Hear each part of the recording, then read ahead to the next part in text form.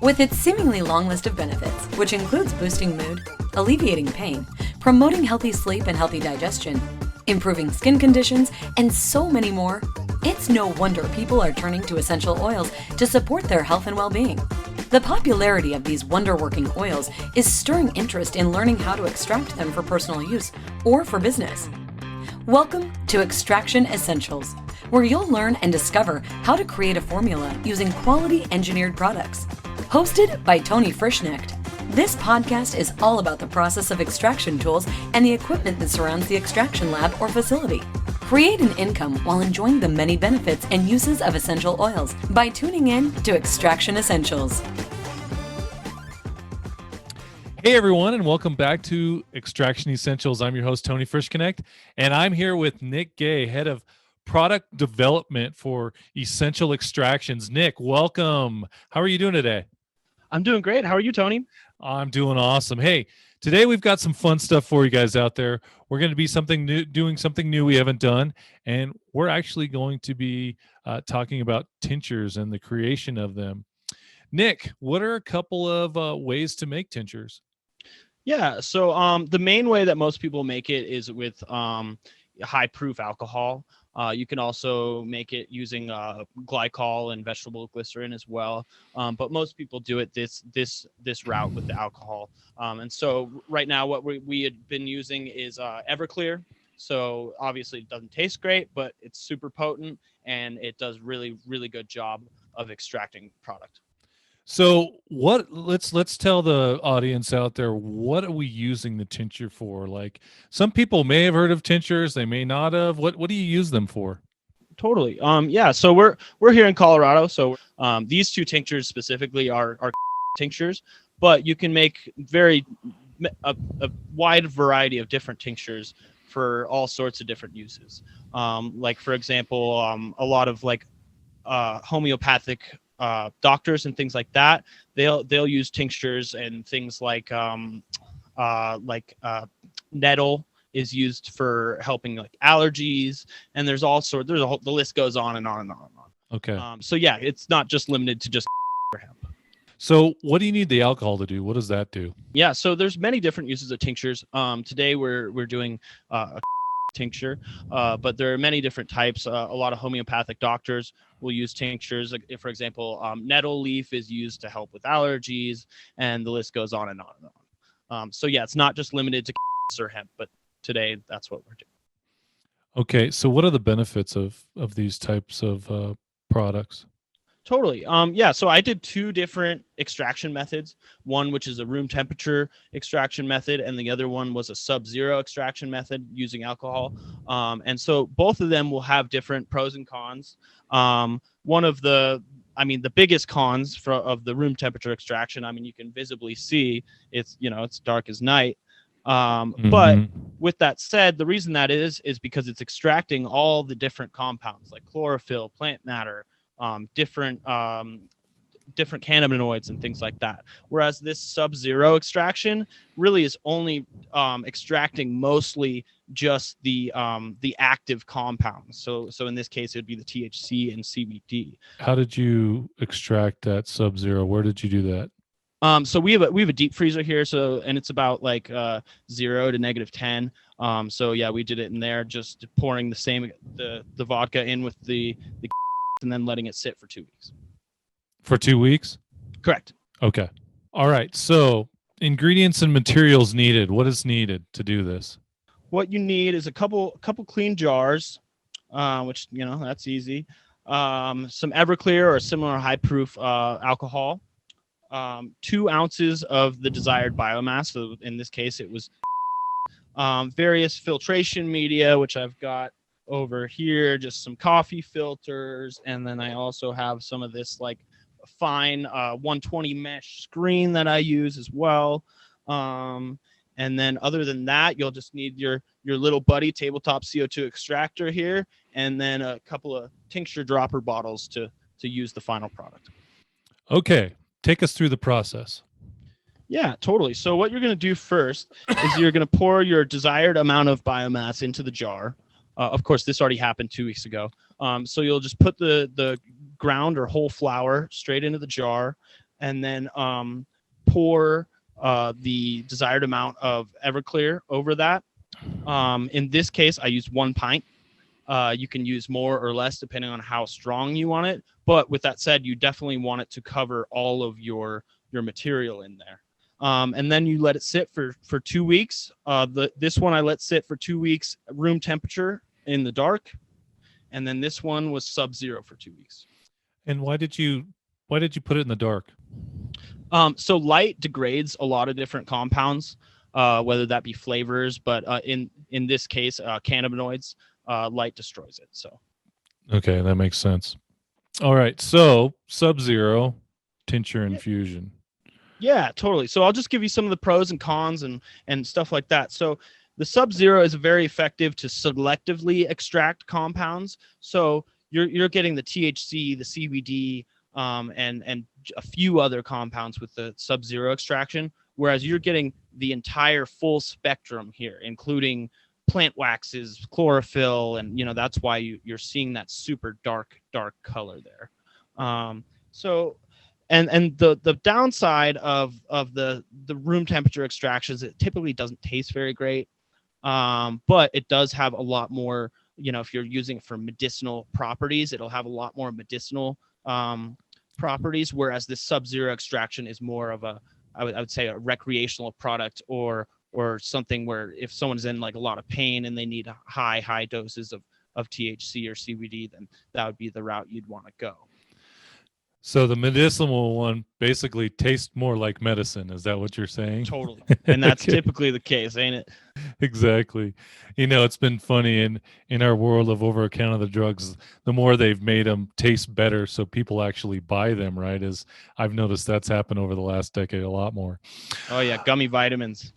Gummy vitamins. Yeah, exactly. That's exactly it. Okay, so let's talk about the filtration process, because if for folks out there that have seen our machine, we share it to you. A lot of the information is just on the extraction part of it, but the filtration is a major part of this system as well. Yeah, and so just I'm going to show you how to load the system, and then I'm going to kind of filter it, do both these filters offline, and then show you the end extraction in a little bit. But I'm just going to show you how to load your column here. And with this said, there are also 2 inline filters on the side back here that you can't see. So those are going to filter out some of the smaller particulate. I believe I have a 50 micron and 100 micron filters in here right now. So what is when you say microns, what does that mean? Yeah, it's a measurement of like the size of a hole. So if you think about like, a fine mesh, kind of like a pantyhose would be it would be a smaller micron than say like just like a window screen. Okay. So it's just a size. It's basically the size of the screen, and that's how they delegate between what size of the screens are when you're going and purchasing them and what you're using them for. It sounds like. Yeah, exactly. Okay. Yeah, so the larger the number, the larger the hole. Okay, perfect. So yeah, what I usually do first is here. I'm just gonna pop this in there so I can. All right. So yeah, what I'm gonna be doing is first, I like to fold this guy. This is just a round filter that it's called a quantitative filter. I get it from the science store. It's just in Denver. You can also get them online, and also like this, you don't have to use this. You could just use a bunch of coffee filters, which are easy to get. I just like to do this extra. Okay. So I fold it into a little cone here, and then you kind of open it up so it looks like that. Yeah, it looks kind of like the small water cups that you get, the throwaway water cups, the bottom of it, right? There's just a cone. And so that way, it's going to catch all the stuff down here, filter. So I put that in there first. So that goes in the vessel where generally we put the ingredients of everything to extract, right? So when you're doing filtration, you want to start with the biggest filter first down to the smallest. So I have 2 inline filters, which are my smallest filters here. And so what these filters are going to do in this chamber is catch all the bigger particulates so that these filters aren't getting clogged up and working too hard. So I put that quantitative filter on the bottom there, and then a coffee filter. And now what I'm going to put is this 120 micron mesh in there on top. Okay, so you're stuffing that down inside the chamber there. Yeah, and so now, I mean, my filter, I'll just call it a filter stack. It's ready to go. So now what I'm going to do is I got this funnel here. I'm going to just put that right here and actually pour the biomass in there. And you want to make sure, shake it up when you're about to filter it, and that'll get all the little particulate and stuff into solution. That way you're filtering it out really good. Okay.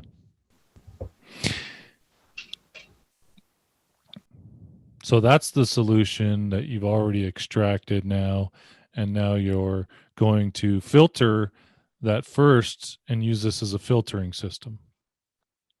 Okay, and he dumped it into the funnel, right into the vessel, and now he is pulling the funnel out of the top of the vessel. And we're going to install the top of the chamber back on top of the vessel so that it can actually be run. So right now he's screwing the top on there.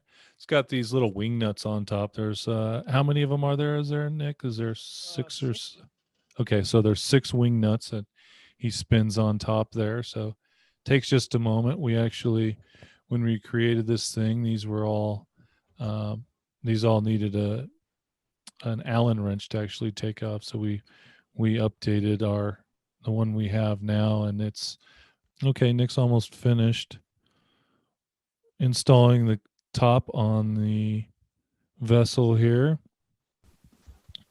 Yeah, totally. And then so from here, I'm just going to kind of walk you through the process. Okay. Watch me do the whole thing. So first you'll make sure all these wing nuts are, safety first always. Make sure everything's tight. Make sure the right valves are closed and open and whatnot. But basically, yeah, what we're going to be doing here is we're adding pressure to the system. Okay. So CO2 is going to be coming from my tank over here on this side, which is, you can't see, it's kind of in the background there. So then I open up this valve, which then that'll release the CO2, right? Yeah, you'll see this. Oh yeah, so for you that are listening, there's a gauge that's right on the front of the machine that you can see, and Nick is opening it up and reading the gauge. So what is that coming in at? Yeah, so that's coming in at about comes in usually about 800 psi. Okay. And it's going into the chiller, being chilled, and typically, you'd want liquid CO2 here in your sight glass, but in this case, we're just using the pressure for the filtration aspect. So we're not concerned about turning it to liquid for filtration. Yeah, exactly. Yeah. We're just utilizing that pressure. But yeah, from there, basically, I just open this guy up. That's going to push all of that through these filters. It takes about 10 minutes or so to push it all through. And then your end product is going to end up here, which then you can just take straight out of this spout into your tincture dropper bottle, and it's ready to be used. What should it look like when it gets to that final, to the collection vessel? It should look, it'll look roughly the same like color as the original extraction, but it won't have any particulate in it. Okay. All right. And so this is what we call a closed loop CO2 extractor, right? Correct. Okay. So for you guys out there, there's a lot of different methods to doing this. And as you do some more exploration, you'll find there's not a whole lot of personal CO2 extractors out there in small scale. So you don't really see them very often. So what you're seeing here is something, again, for those of you that are new to us, we developed this system from scratch.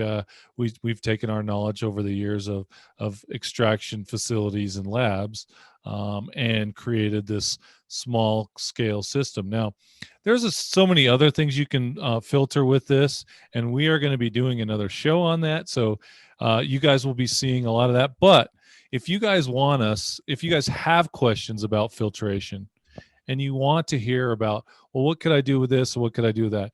We have a lot of things that you guys can filter.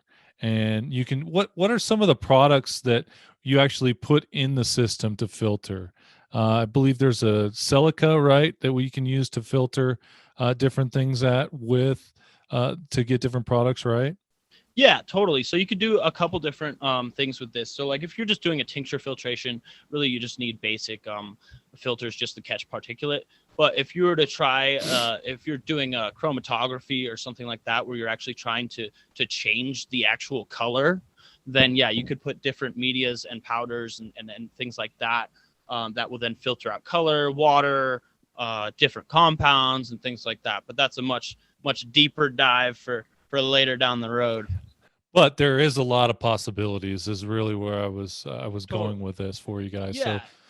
So it's not just pushing it through to get the particulates out. It's there's a lot of other ways you can filter with this system. Totally. Yeah. And typically, like if you were to want to filter this at home, you would either do it kind of the hillbilly way, which would be like a cheesecloth and just waiting for it to drop through a coffee filter. No offense to you hillbillies out there. We like you guys too. Yep, we definitely do. Or like in a lab setting, you would use a Buckner funnel and a vacuum pump, which, all that's very, you need glassware and filters and expensive vacuum pumps. So, really, I mean, to have a machine like this that has many capabilities, it's definitely a nice thing to have in your arsenal. Very good. So with that said, if you guys have any questions for us or you want to check out the extraction machine itself, please go to extractionessentials.com. And we would love to have any questions you guys have. Of course, you just reach out to us there. Again, we're also open. If you guys want us to filter something, let us know. What is that product that you want us to filter that, we could do something with? Say, well, I'd like you to filter this, or we'll let you know if it's possible. Because Nick right here, like I said at the beginning, he's head of product development. He's ready to do this stuff. So we are developing a lot of different uses for this. And these are just some of them. We know there's a lot more. They're just some of them. So Nick, thanks so much for walking us through the tincture process today and sharing with the listeners and the viewers out there what's possible. Please reach out to us. We will share with you any information we have. This is what we do. We love doing it. I know Nick loves doing it. He's been doing an amazing job. Thanks so much for bringing this to us today, Nick. Really appreciate it. Guys, look forward to the next show. Have a great day. You have just listened to another informative episode of Extraction Essentials with Tony Frischknecht.